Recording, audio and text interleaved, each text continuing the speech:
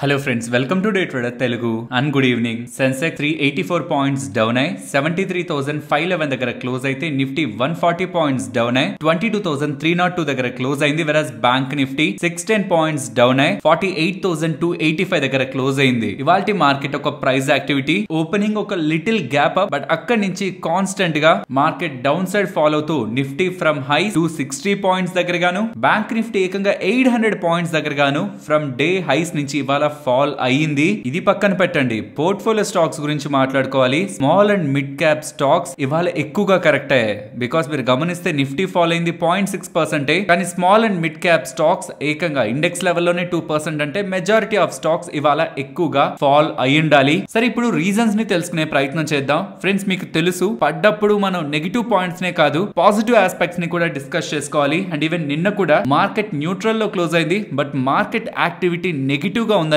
మనం డిస్కస్ చేసుకోవడం జరిగింది. అండ్ ప్రెసెంట్ కూడా మీరు గ్లోబల్ మార్కెట్ ని, గ్లోబల్ స్టాక్ మార్కెట్స్ ఒక యాక్టివిటీని మీరు గమనిస్తూ వస్తే యుఎస్ మార్కెట్స్ రీసెంట్ టైమ్స్ లో స్ట్రాంగ్ గానే పెరుగుతున్నాయి. ఇన్ఫాక్ట్ ఈ మే మంత్ స్టార్టింగ్ నుంచి ఇప్పటి వరకు చూస్తే అక్కడ నాస్డాక్ ఇండెక్స్ 5% పెరిగింది అండ్ ఇతర ఇండెక్స్ లన్నీ 2 to 3% దగ్గరగా పెరిగాయి. ఏషియన్ మార్కెట్స్ పెరిగాయి, పర్టికులర్ గా జపాన్ అండ్ ఇతర ఈక్విటీ మార్కెట్స్ కూడా మోస్ట్లీ ఏషియా సైడ్ పెరిగే ఉన్నాయి. కానీ మన ఇండియన్ ఈక్విటీ మార్కెట్స్ కి వచ్చేసరికి సినారియో డిఫరెంట్ గా ఉంది. ఈ మే మంత్ స్టార్టింగ్ నుంచి ఇప్పటి వరకు నిఫ్టీ 1% దగ్గరగా, whereas bank Nifty and mid cap small caps ఏకంగా 3% అబోవ్ దగ్గరగా కరెక్ట్ అయింది. మీన్స్ గ్లోబల్ మార్కెట్స్ అన్ని పాజిటివ్ గా వెళ్తుంటే మన ఇండియన్ ఈక్విటీ మార్కెట్స్ నెగిటివ్ గా టర్న్ అవుతున్నాయి. అండ్ మీకు నిన్నటి వీడియోలో కూడా చెప్పాను, నిన్న మార్కెట్ బాగా పెరగాల్సిన మార్కెట్ అలాంటిది నెగిటివ్ లో ఎండ్ అయిందంటే గ్లోబల్ గా అన్ని పాజిటివ్ ఆస్పెక్ట్స్ ఉంటున్న బాండ్ డీల్స్ కరెక్ట్ అవుతున్నాయి, డాలర్ ఇండెక్స్ కరెక్ట్ అయింది, క్రూడ్ ఆయిల్ ఫాల్ అయింది, గ్లోబల్ ఈక్విటీ మార్కెట్స్ పెరుగుతున్నాయి ఇంక్లూడింగ్ యుఎస్ అండ్ ఏషియా. ఇవన్నీ అలా ఉంటున్న మన Indian equity markets down side కి వెళ్తూ విత్ ఇంక్రీజింగ్ విక్స్ ఇక్కడ నుంచి 1 వీక్ బ్యాక్ యుఎస్ విక్స్ తో కంపేర్ చేస్తే రీసెంట్ టైమ్స్ లో ఉన్న యుఎస్ విక్స్ 25% కరెక్ట్ అయింది. వెరస్ మన ఇండియన్ ఈక్విటీ మార్కెట్స్ సంబంధించిన ఇండియా విక్స్ 70% పెరిగింది. So clear divergence global markets తో కంపేర్ చేస్తే ఇండియన్ ఈక్విటీ మార్కెట్స్ లో కనిపిస్తుంది అన్న విషయాన్ని మనం అర్థం చేసుకోవాలి. ఇన్ సింపుల్ టర్మ్స్, నిన్న ఇవాళ మార్కెట్ బాగా పెరుగుంటే చెప్పుకోవడానికి సరైన రీజన్స్ ఉన్నాయి, బట్ పడుతూ ఉండడం కొత్త రీజన్స్ ని అండ్ మార్కెట్ లో ఉంటున్న సెంటిమెంట్స్ ని మనం అర్థం చేసుకోవాల్సి వస్తుంది. దీని రిలేటెడ్ గా చేస్తున్న అనాలిసిస్ లో నాకు కనిపించిన ఒక ఇంట్రెస్టింగ్ పాయింట్, 2019 లో ఎలక్షన్స్ టైమ్ లో కూడా సిమిలర్ సినారియోనే జరిగింది. ఆ డేటాను మీకు చెప్తాను, కొంత జాగ్రత్తగా అర్థం చేసుకోండి. బికాస్ ఇది ఎలా ఉంటుందంటే ప్రెసెంట్ మార్కెట్ పడుతున్నట్లే కనిపిస్తుంది. 2019 లో కూడా సిమిలర్ సినారియో, కానీ సడన్ గా మార్కెట్ లో ఒక బిగ్ ర్యాలీ, 800 పాయింట్స్ ర్యాలీ. ఆ టైంలో నిఫ్టీ 11,000 దగ్గరగా ఉంది. 11,000 లో 800 అంటే అది చాలా ఎక్కువ. ఇప్పుడు ఆల్మోస్ట్ 22,000 దగ్గర ఉన్నాం, అంటే డబుల్. నిఫ్టీ ఎగ్జాక్ట్లీ డబుల్ అయింది. మరి పెరగడం కూడా డబుల్ అయితే 800 కాస్త 1600 పాయింట్ ర్యాలీ నిఫ్టీలో కూడా. లాస్ట్ ఇయర్ సినారియోనే ప్రెసెంట్ రిపీట్ అవుతుంది కాబట్టి కనిపించడానికి కూడా ఛాన్సెస్ ఉన్నాయి. సో నేను జస్ట్ డేటాను అప్డేట్ చేస్తున్నాను, కొంత జాగ్రత్తగా అర్థం చేసుకోండి. 2019 నే నేను ఎందుకు ఎగ్జాంపుల్ గా తీసుకుంటున్నానంటే అప్పుడు కూడా మనకి కేంద్రంలో ఎన్నికలు ఉన్నాయి. ఎన్నికలకి ముందు ఎలా మార్కెట్ ఉంది, తర్వాత ఎలా మార్కెట్ ఉంది అనేది నేను డేటాను మీకు ఎక్స్ప్లెయిన్ చేస్తాను. ఎన్నికలకి ముందు ఏప్రిల్ నుంచి మే నెలకి విక్స్ ఏమో 50% అబో దగ్గరగా పెరిగింది. ఏప్రిల్ 5th 2019 ఇండియా విక్స్ మనకి 18.39 ఉంది. అదే మే 15th కి ఒక నెల దాటేసరికి 28.66%, అంటే మోర్ దాన్ 50% విక్స్ పెరిగింది. అదే సేమ్ పాయింట్ లో నిఫ్టీ ఏప్రిల్ 5th 11,666 దగ్గరగా ఉన్నది కాస్త మే 15th కి 11,157 కి, అంటే 500 పాయింట్స్ అప్పుడు ఫాలో అయింది. అంటే ఇప్పటి లెక్కల్లో చూసుకుంటే ఒక 1000 పాయింట్ల దగ్గరగా ఫాలో అయి ఉండాలి. ఈ పాయింట్ లో అయితే సేమ్ సినారియో. సో ఎలక్షన్స్ కి ఒక నెల ముందు నుంచి విక్స్ భారీగా పెరుగుతుంది, మార్కెట్ కొంత డిప్ అవుతుంది. ఎందుకంటే దానికి ముందు ఇంకా మార్కెట్ పెరిగి ఉంటుంది. కరెక్ట్ గా ఎన్నికలు వస్తుండేసరికి సరే ఎలా ఉంటాయి రిజల్ట్స్ ఎందుకులే అని కొంత ప్రాఫిట్ బుకింగ్, కొంత భయాలు, మొత్తం ఈవెంట్ అయ్యాక ఎంటర్ అవుదాంలే అనుకొని సేఫ్టీగా ఉండే ఇన్వెస్టర్స్, బిగ్ ఇన్వెస్టర్స్ ఉంటారా, వాళ్ళు కొంత పొజిషన్స్ ని లైట్ చేసుకుంటుండడం. ఎన్నికల రిజల్ట్స్ వచ్చే నెల ముందు వరకు కూడా మార్కెట్ లో విక్స్ పెరగడం, మార్కెట్ కొంత కరెక్ట్ అవడం, ఇది జరుగుతూ వచ్చింది. కానీ ఎన్నికల ఫలితాలు ఎప్పుడైతే మనకి బయటకు వచ్చాయో విక్స్ భారీగా క్రాష్ అయింది. 28.66 గా మే 15th ఉన్న విక్స్ మే 28th కి 16 దగ్గరికి వచ్చేసింది. ఒక big crash, nearly 40 to 50% from high levels నుంచి విక్స్ లో క్రాష్ కనిపించింది. అండ్ మార్కెట్ ఆ పాయింట్ లో 800 పాయింట్స్ దగ్గరగా ర్యాలీ అయింది. 11,000 ఉన్నప్పుడు 800 పాయింట్స్, మరి ఇప్పుడు 22,000 దగ్గర ఉన్నాం, 1600 పాయింట్స్. సిమిలర్ సినారియోలో కనిపించాలి. సో 2019 లో ఒక నెలలో విక్స్ 50% పెరిగింది. అప్పట్లో మార్కెట్ 500 పాయింట్స్ పడింది. ఇప్పుడు కూడా ఆల్రెడీ రీసెంట్ లోస్ నుంచి చూస్తే విక్స్ 70% దగ్గరగా పెరిగింది. అండ్ ఆల్రెడీ మన మార్కెట్స్ రీసెంట్ హైస్ నుంచి 700 అబో దగ్గరగా వెళ్ళాయి కదా, 780 దగ్గరగా. అక్కడి నుంచి చూస్తే మోర్ దాన్ 550 పాయింట్స్ దగ్గరగా రీసెంట్ టైమ్స్ లో మార్కెట్ ఫాల్ అయినట్టు. సో ప్రాబబులీ ఈ ఎలక్షన్ ఎలక్షన్ రిలేటెడ్ గా ఫర్దర్ గా కూడా మేబీ మార్కెట్ లో కొంత డిప్స్ వస్తున్నా నేను మీకు ప్రీవియస్ గానే చెప్పాను ఎలక్షన్స్ టైమ్ లో మనకు కొంత కరెక్షన్ ఉండొచ్చు, మార్కెట్ లో చిన్న డిప్స్ ఉండొచ్చు, అది నేను ఆపర్చునిటీగా చూస్తాను అని. ఇది ప్రాబబులీ మార్కెట్ రిలేటెడ్ గా వోలటాలిటీ స్టార్ట్ అవుతున్న పాయింట్. ఫర్దర్ గా కూడా మార్కెట్ లో వోలటాలిటీని ఎక్స్పెక్ట్ చేయండి. డౌన్ సైడ్ కాదు అప్ సైడ్ కూడా అలానే ఉండొచ్చు. క్యాష్ ని అంత ఈజీగా డిప్లాయ్ చేయాల్సిన నీడ్ ఏం లేదు. ఫర్దర్ కమింగ్ డేస్ లో మార్కెట్ ఎలక్షన్స్ కి దగ్గర కొద్దీ ఈ వోలటాలిటీ ఫర్దర్ గా పెరుగుతూ ఉంటుంది కాబట్టి నేను పర్ఫెక్ట్ గా ఎలక్షన్స్ కి 3 ట్రేడింగ్ సెషన్స్ ముందు 3 ట్రేడింగ్ సెషన్స్ తర్వాత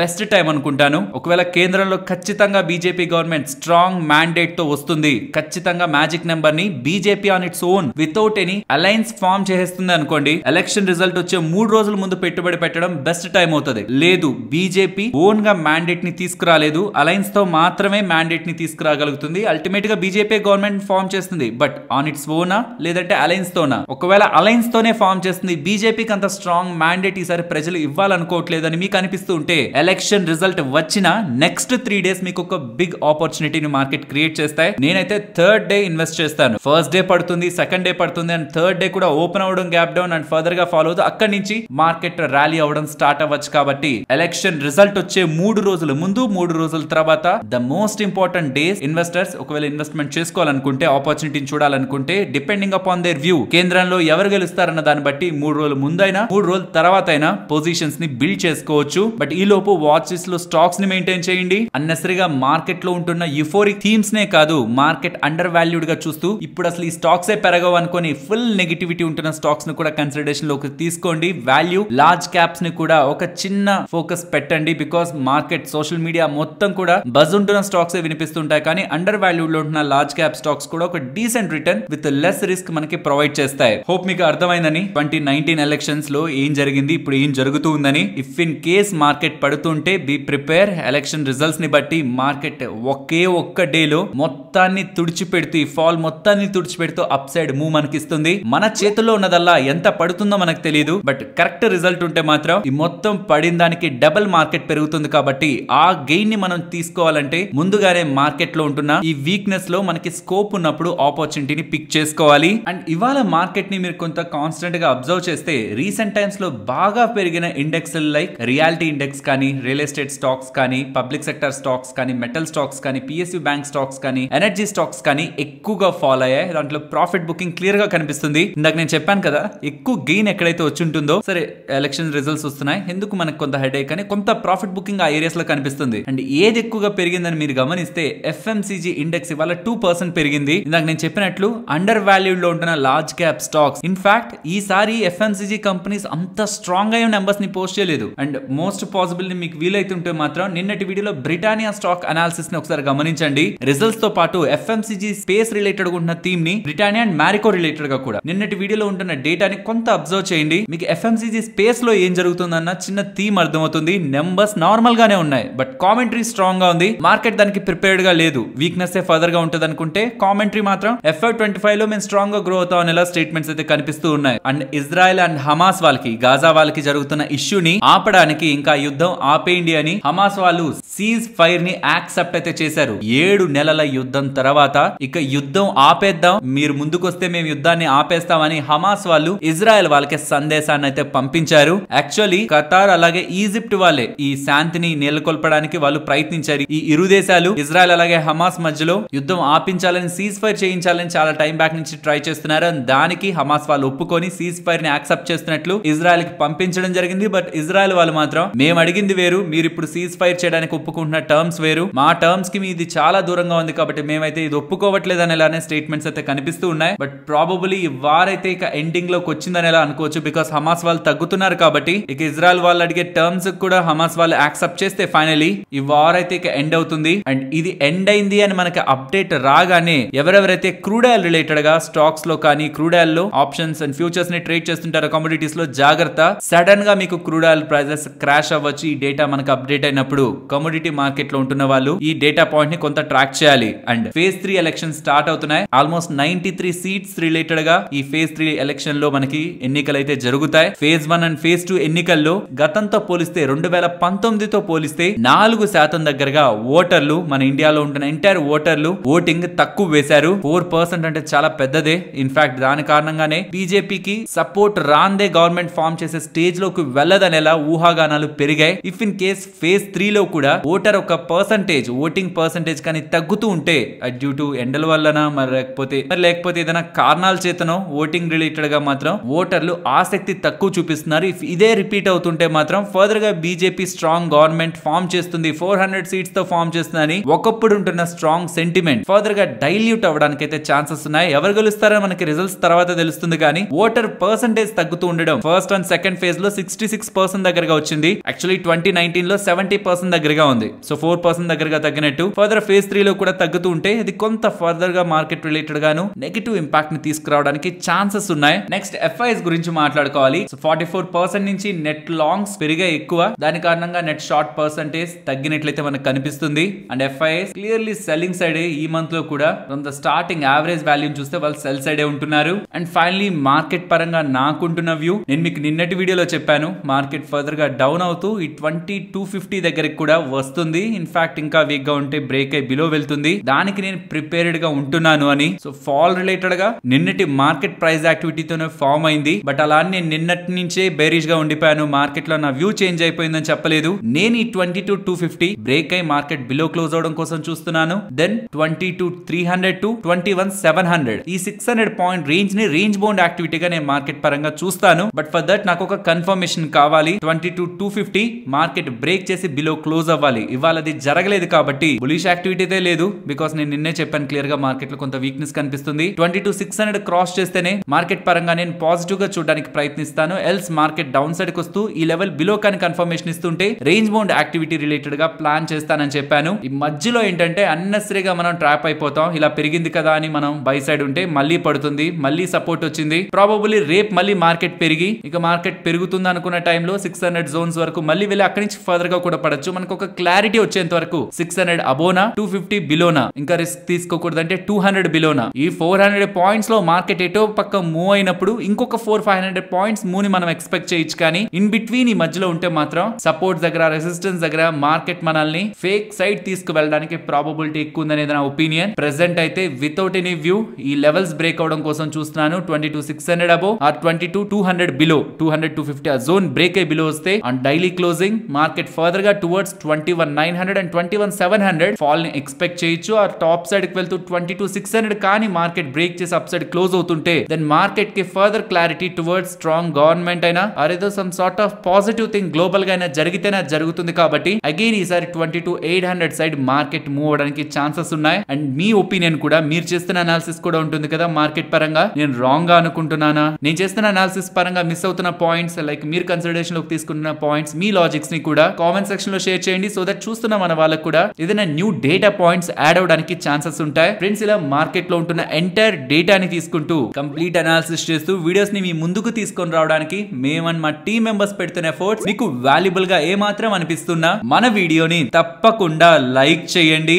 మార్కెట్ అప్డేట్స్ మాట్లాడుకునే ముందు ఒక బిగ్ న్యూస్ గురించి మాట్లాడుకోవాలి. ఇక్కడ నుంచి కొద్ది నెలల క్రితం ఎన్ఎస్సి వాళ్ళు ట్రేడింగ్ అవర్స్ ని పెంచడానికి చూస్తున్నారు. క్యాష్ మార్కెట్ పరంగా అయితే 5 PM వరకు కూడా పెంచాలనే ఆలోచనలో ఉన్నారని, ఎఫ్ఎన్ఓ పరంగా 3:30కి మన మార్కెట్ క్లోజ్ అయిన తర్వాత కొంత గ్యాప్ ఇచ్చి ఫస్ట్ ఫేజ్ లో 6 to 9 PM వరకు ఎఫ్ఎన్ఓ ట్రేడింగ్ ని పెంచాలనుకుంటున్నారని, ఆ ట్రేడింగ్ హవర్స్ ని పెంచాలనుకుంటున్నారని. అది సక్సెస్ఫుల్ అయితే 6 to 9 బదులు ఈవినింగ్ 6 to మళ్ళీ 11:30 నైట్ వరకు, అంటే మార్నింగ్ 9:15 నుంచి ఈవినింగ్ 3:30 వరకు ఒక సెషన్, కొంత గ్యాప్, మళ్ళీ 6 నుంచి 11:30 వరకు నైట్ వరకు కూడా ఇండెక్స్ లో ట్రేడింగ్ చేయడానికి అలౌ చేయాలి. ఎక్స్చేంజెస్ ని అలౌ చేయాలి, బ్రోకర్స్ ని అలౌ చేయాలనేలా సెబీ వాళ్ళకి ఎన్ఎస్సి వాళ్ళు రిక్వెస్ట్ చేయడం జరిగింది. ఇన్ఫాక్ట్ మీరు ఎప్పుడు కావాలంటే అప్పుడు ట్రేడింగ్ అవర్స్ ని ఎక్స్టెండ్ చేసుకోమని చాలా సంవత్సరాల క్రితమే సెబీ వాళ్ళు గ్రీన్ సిగ్నల్ ఇచ్చారు. బట్ ఒక్కసారి స్టార్ట్ చేసే ముందు సెబీ అప్రూవల్ కోసం ఎన్ఎస్సి వాళ్ళు సెబీ వాళ్ళ దగ్గరికి వెళ్ళినప్పుడు సెబీ వాళ్ళు బ్రోకర్స్ అందరినీ అడిగారని, బ్రోకర్స్ లైక్ స్టాక్ బ్రోకర్స్ ఉంటారు కదా, వాళ్ళు సెబీ వాళ్ళు ఎక్స్పెక్ట్ చేసినట్లు పాజిటివ్ గా వాళ్ళు ఏం ముందుకు రాలేదని, కాబట్టి ఇప్పుడు ఈ ప్లాన్స్ ని సెబీ వాళ్ళు పక్కన పెట్టాలని,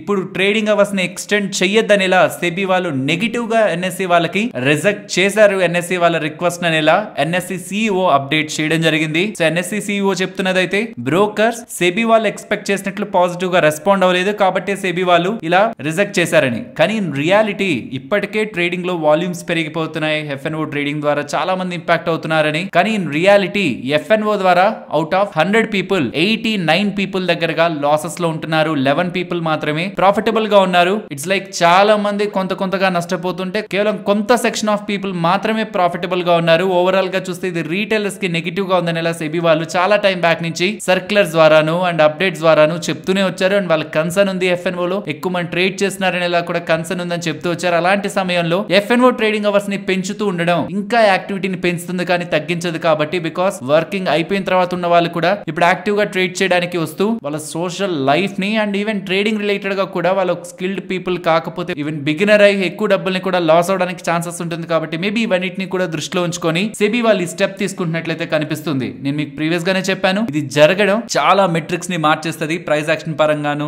డికే పరంగాను, ఇన్ఫాక్ట్ సైకాలజీ పరంగా కూడా, మార్కెట్ పరంగాను కొన్ని డేటా పాయింట్స్ మనకి చేంజ్ అవుతాయి. అండ్ మన పర్సనల్ ఫ్యామిలీ పరంగా సోషల్ రిలేటెడ్ గా ఉంటున్న టైం కూడా తగ్గిపోతుంది. కాబట్టి ఇది జరగడం అయితే కరెక్ట్ కాదు. అండ్ ఇన్ఫాక్ట్ సెబీ వాళ్ళు కూడా రైట్ డెసిషన్ తీసుకున్నందుకు హ్యాపీగా ఉంది. అండ్ మీరు దీని పరంగా ఏం థింక్ చేస్తున్నారు? మీకు ఈ సెబీ వాళ్ళు తీసుకుంటున్న ఈ స్టెప్ పాజిటివ్ గా అనిపించిందా, లేదు కంటిన్యూ చేసి ఉండాల్సింది, ఎక్స్టెండ్ చేసి ఉండాల్సింది ట్రేడింగ్ అవర్స్ అనిపించిందా అన్నది కామెంట్ సెక్షన్ లో షేర్ చేయండి. అండ్ ఫ్రెండ్స్, మన మార్కెట్ క్లోజ్ అయిన తర్వాత May 18th కూడా, అంటే రాబోతున్న నెక్స్ట్ శనివారం కూడా స్టాక్ మార్కెట్ ఓపెన్ లో ఉంటుందని, not only stock market, stocks ఒకటే కాదు వాటికి సంబంధించిన డెరివేటివ్స్ కూడా ట్రేడింగ్ కి ఓపెన్ లో ఉంటాయని ఎలా అప్డేట్ చేస్తున్నారు. దీనికి ప్రధాన కారణం ఆ రోజు నార్మల్ ప్రైమరీ వాళ్ళ సైట్ నుంచి డిజాస్టర్ రికవరీ సైట్ కి స్విచ్ అవుతూ ఉండే ప్రాసెస్ ని చెక్ చేయడం కోసం స్టాక్ మార్కెట్ ని శనివారం రోజు, ఒక్క శనివారం రోజు May 18th మాత్రమే ఓపెన్ లో ఉంచుతున్నారని ప్రైమరీ సైట్ లో, అంటే ఇప్పుడు వరకు నార్మల్ గా మనం ఆర్డర్స్ ని పంపిస్తూ ఉంటాం ఎక్స్చేంజెస్ కి, NSE రిలేటెడ్ ఉంటుంది ప్రైమరీ సైట్. అందులో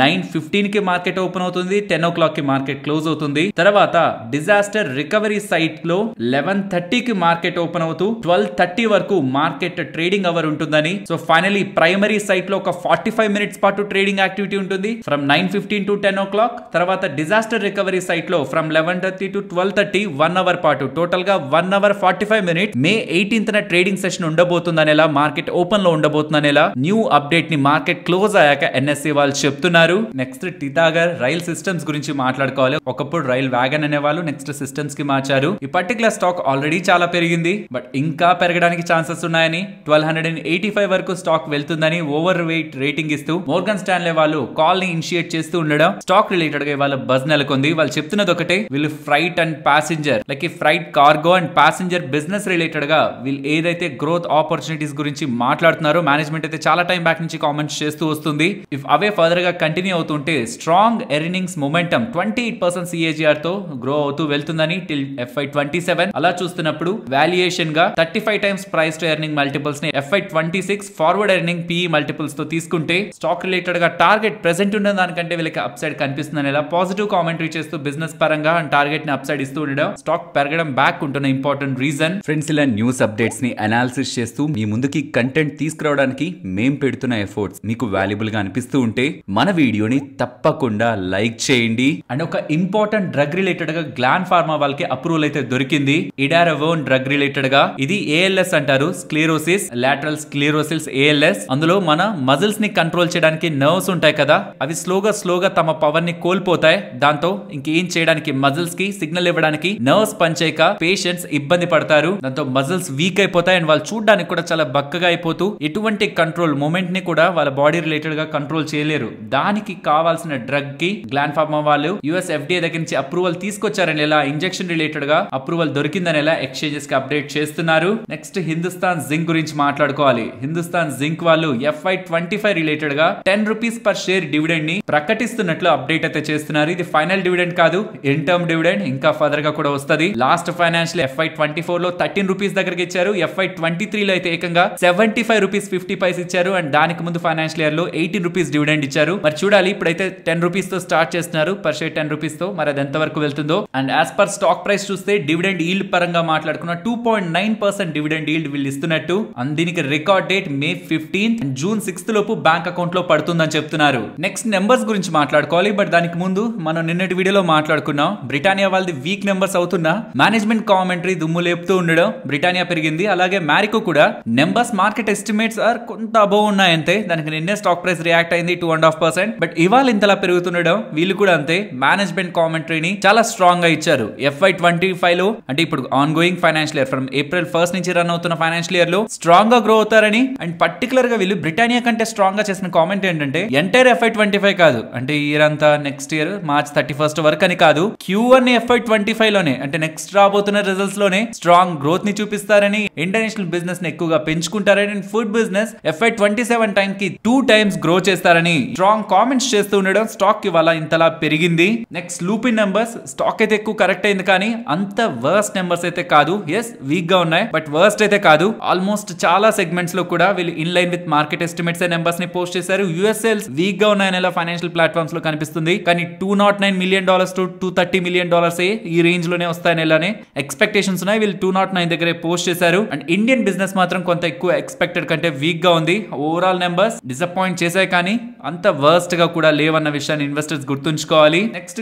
Godrej consumer products friends results అదరగొట్టారు. ఇది ఇయర్ ఆన్ ఇయర్ లో కంపేర్ చేయాల్సిన numbers. Year on year comparison లో revenue compare with Marico and ఇతర వాళ్ళతో పోలిస్తే లీడింగ్ గ్రోత్ తీసుకొచ్చారు. అండ్ వాల్యూమ్స్ లో కూడా ఆర్గానిక్ గా 7% అండ్ కన్సాలిడేటెడ్ గా 12% వాల్యూమ్ గ్రోత్ ఇంత పెద్ద కంపెనీస్ కి 12% రావడం అనేది అయితే చిన్న విషయం కాదు. Really big thing. And industry leading volume growth అది. అండ్ మార్జిన్స్ కూడా ఇయర్ ఆన్ ఇయర్ కంపారిజన్ లో 200 basis points దగ్గరగా పెరుగుతూ 230 basis points ఎగ్జాక్ట్ గా చెప్పాలంటే పెరుగుతూ ఓవరాల్ నెంబర్స్ స్ట్రాంగ్ గా వచ్చాయి. నెట్ ప్రాఫిట్స్ ఆల్మోస్ట్ 1900 లాస్ అన్నట్టు కనిపిస్తుంది కానీ వీళ్ళు 2375 crore one time impairment cost వీళ్ళ ఆఫ్రికా బిజినెస్ రిలేటెడ్ గా తీసుకున్నారు. సో వాళ్ళ ఆఫ్రికా బిజినెస్ రిలేటెడ్ గా 2300 కోట్లు ఒకేసారిగా వీళ్ళు నెగిటివ్ గా ఈసారి రిపోర్ట్ చేస్తుండడం, ఈసారి ఓవరాల్ ప్రాఫిట్స్ కాదు లాస్ అని కనిపిస్తుంది కానీ అది నిజం కాదు. ఇన్ఫాక్ట్ వాళ్ళ డెసిషన్ తీసుకోవడం కూడా లాంగ్ టర్మ్ లో వీళ్ళ బిజినెస్ కి మంచిదని నేను చూస్తున్నాను. సో ఇప్పటి వరకు పోస్ట్ చేసిన most of the FMCG companies numbers లో అటు ఇటుగా ఉంటున్న కామెంటరీ మాత్రం FY25 మాదే అని చెప్తున్నాయి. So entire FMCG pack FY25 అంతా వాళ్ళదే అన్నట్టు స్ట్రాంగ్ గా బిహేవ్ చేశాయి. నెక్స్ట్ గుజరాత్ ఫ్లోరో ఇవాళ స్టాక్ రెడ్ లో క్లోజ్ అయింది. ఇయర్ ఆన్ ఇయర్ ని కంపేర్ చేయదు బికాస్ అది ఎలాగో వీక్ గా ఉంటుంది. ఇదేనే కాదు most of the chemical companies కి. But quarter on quarter comparison good growth ఉంది. ఈవెన్ మేనేజ్మెంట్ కామెంటరీ కూడా పాజిటివ్ గా ఉంది. వీళ్ళ కెపాసిటీస్ పరంగా అండ్ బిజినెస్ గ్రోత్ పరంగా డెఫినెట్లీ నెంబర్స్ అయితే మార్కెట్ ఎక్స్పెక్టేషన్స్ కి అబవ్ ఉన్నాయి. Yes expensive valuation but quarter on quarter లో రివైవల్ కనిపిస్తుంది అనే విషయాన్ని స్టాక్ ఇన్వెస్టర్స్ గుర్తుంచుకోవాలి. And DCM Shriram weak numbers margins లో వస్తున్న ఫాల్ కొంత నెగిటివిటీని పెంచుతూ ఉంది. దాని కారణంగా నెట్ ప్రాఫిట్స్ కూడా స్ట్రాంగ్ గా డ్రాప్ అయ్యాయి. ఓవరాల్ DCM నెంబర్స్ అయితే వీక్ గా ఉన్నాయి. ఈ రూట్ మొబైల్ గురించి మాట్లాడుకోవాలి. యాక్చువల్లీ నేను ఇలాంటి నెంబర్స్ ఎప్పుడైనా వీళ్ళు పోస్ట్ చేస్తున్నప్పుడు చాలా టైం నుంచి ట్రాక్ చేస్తున్నాం అనుకోండి వీళ్ళ గైడెన్స్ ని మీట్ అయ్యారా లేదా. పర్టికులర్ గా Q4 లో ఫైనాన్షియల్ ఇయర్ ఎండింగ్ లో వాళ్ళ ఎంటైర్ ఫైనాన్షియల్ ఇయర్ లో వాళ్ళ రెవెన్యూ గ్రోత్ ఎంత, మార్జిన్ గ్రోత్ ఎంత, వీళ్ళు చెప్పింది ఏంటి స్టార్టింగ్ లో ఇది నేను గమనిస్తాను. వీళ్ళు రూట్ మొబైల్ వాళ్ళు ఇయర్ స్టార్టింగ్ లో 15 to 17% రెవెన్యూ గ్రోత్ అని చెప్పారు. బట్ ఇయర్ ఎండ్ అయ్యేసరికి అది 12.7% కి చేరింది. వాళ్ళు చెప్పిన గైడెన్స్ కంటే చాలా తక్కువ గ్రోత్ తోనే వీళ్ళు గ్రో అయ్యారు. ఈవెన్ వీళ్ళ సెగ్మెంట్ అయిన CPaaS సెగ్మెంట్ రిలేటెడ్ గా నవంబర్ నుంచి హెడ్ విన్స్ ని ఎదుర్కొంటున్నారని అక్కడ స్లో డౌన్ కనిపిస్తుందని ఇలా కామెంటరీ వీక్ గా ఉంది. నెంబర్స్ వీక్ గా ఉన్నాయి. మీకు టాప్ లైన్ లో గ్రోత్ ఏం కనిపించదు. మార్జిన్స్ లో కూడా కొంత డిప్ ఇయర్ ఆన్ ఇయర్ లో కనిపిస్తుంది కాబట్టి ప్రాఫిటబిలిటీ డ్రాప్ అయి ఉంటుంది. నెంబర్స్ వీక్ గా ఉన్నది క్లియర్ గా తెలుస్తుంది. మేనేజ్మెంట్ గైడెన్స్ ని వీళ్ళు మిస్ చేశారు. అండ్ వీళ్ళ ఓవరాల్ కోర్ బిజినెస్ పరంగా కూడా weakness or headwinds previous గా కంటిన్యూ అవుతున్నాయని, ప్రీవియస్ మంత్స్ నుంచి కంటిన్యూ అవుతున్నాయని ఇలా స్టేట్మెంట్స్ చేశారు. హ్యాపీయెస్ట్ మైండ్స్ నెంబర్స్ గురించి మాట్లాడుకోవాలి. వీళ్ళు కొంత బెటర్ గానే ఉన్నాయి. Revenue quarter on quarter and year on year comparison లో స్ట్రాంగ్ గానే గ్రో అయింది. వెరాస్ ఆపరేటింగ్ మార్జిన్ మాత్రం ఇయర్ ఆన్ ఇయర్ లో డ్రాప్ అవుతున్న క్వార్టర్ ఆన్ క్వార్టర్ లో స్టేబుల్ గా ఉంది. ప్రాఫిటబిలిటీ కూడా 20% above both quarter on quarter and year on year లో స్ట్రాంగ్ గానే వీళ్ళు డెలివర్ చేశారు. నెంబర్స్ మార్కెట్ ఎక్స్పెక్టేషన్స్ కి అబవ్ ఉన్నాయి. నెక్స్ట్ సెంచరీ టెక్స్టైల్స్ గురించి మాట్లాడుకోవాలి. ఇక్కడ కూడా కొన్ని వన్ ఆఫ్స్ ఉన్నాయి. సో వన్ టైమ్ ఇంపాక్ట్స్ ఉన్నాయి కాబట్టి ప్రాఫిటబిలిటీ డౌన్ అనిపిస్తుంది. దాన్ని పక్కన పెట్టేయండి. రెవెన్యూ స్ట్రాంగ్ గానే గ్రో అయింది. Margins year on year comparison లో బెటర్ గానే ఉన్నాయి. సో ప్రాఫిటబిలిటీ వన్ ఆఫ్స్ తో తీసి మనం చూసినప్పుడు కూడా నెంబర్స్ బెటర్ గానే ఉన్నాయి. వర్స్ట్ అయితే కాదు, అలా అని ద బెస్ట్ అయితే కాదు. బట్ మార్కెట్ ఎస్టిమేట్స్ కంటే బెటర్ గా నెంబర్స్ ఉన్నాయి. అండ్ వీళ్ళ ఎంటైర్ సెగ్మెంట్ లో real estate segment top performance ని అందించింది వీళ్ళ కోర్ టెక్స్టైల్ బిజినెస్ తో కంపేర్ చేస్తే.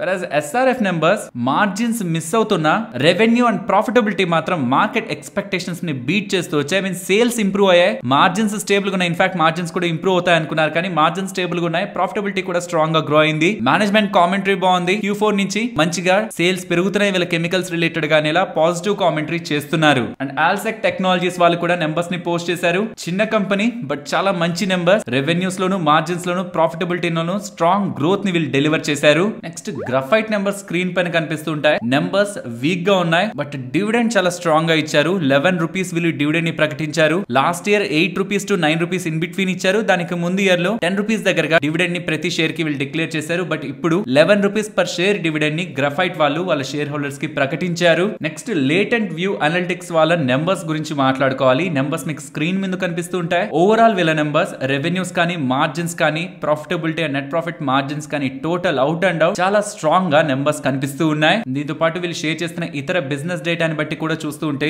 ఈ క్వార్టర్ లో వీళ్ళు ఆఫ్టర్ మార్కెట్ క్లోజ్ వస్తుంది ఈ డేటా స్ట్రాంగ్ నెంబర్స్ ని మార్కెట్ కి డెలివర్ చేస్తున్నారు. నెక్స్ట్ టాటా మోటార్స్ సంబంధించిన UK JLR data Jaguar and land rover data అయితే అప్డేట్ అవుతుంది. ఓవరాల్ సేల్స్ బాగున్నాయి. Overall sales JLR sales 19% improve అయ్యాయి. అందులో Jaguar sales 92%, land rover sales 7% దగ్గరగా ఇయర్ ఆన్ ఇయర్ కంపారిజన్ లో పెరుగుతుండడం టాటా మోటార్స్ పరంగా మనం పాజిటివ్ గానే చూడొచ్చు. నెక్స్ట్ నిఫ్టీ అలాగే bank Nifty support and resistance present ఉన్న లెవెల్స్ నుంచి down side 22,240 important support. So ఆ 240 to 240 పాయింట్స్ ని కూడా వదిలేసేయండి. ఆ జోన్ కానీ బ్రేక్ అవుతుంటే ఫర్దర్ గా ఎక్కువ ఫాల్ ని మనం ఎక్స్పెక్ట్ చేయొచ్చు. Up side 22,370 above 22,450. Coming to bank Nifty వాళ్ళు మీరు గమనిస్తే ఫాల్ అయ్యాక ఈ సపోర్ట్ దగ్గరికి వచ్చిన దగ్గర నుంచి మళ్ళీ రెసిస్టెన్స్ ఇన్ బిట్వీన్ రేంజ్ గా మనకి ఫ్రమ్ 1030 నుంచి కూడా బ్యాంక్ నిఫ్టీలో ఈ లెవెల్స్ రెస్పెక్ట్ అవుతున్నాయి. కాబట్టి 48,190 బ్రేక్ అవ్వనంత వరకు ఇదే జోన్ మెయింటైన్ అవ్వచ్చు. ఒకవేళ బ్రేక్ డౌన్ సైడ్ కి వస్తే 47,950. అప్ సైడ్ ఈ రెసిస్టెన్స్ ని బ్రేక్ చేస్తే 48,468 ని బ్రేక్ చేస్తే 48,650 అబౌవ్ 48,840 250 బ్రేక్ అయి మార్కెట్ బిలో క్లోజ్ అవ్వలేదు. కాబట్టి రేంజ్ బౌండ్ యాక్టివిటీని కానీ బెరిష్నెస్ ని కానీ మార్కెట్ లో చూడట్లేదు. ఆ జోన్ బ్రేక్ అయ్యాక మనం రేంజ్ ని డిస్కస్ చేద్దాం. మరొక ఇంట్రెస్టింగ్ వీడియోతో మళ్ళీ మీ ముందుకు వస్తాను. అంతవరకు టేక్ కేర్. జై హింద్.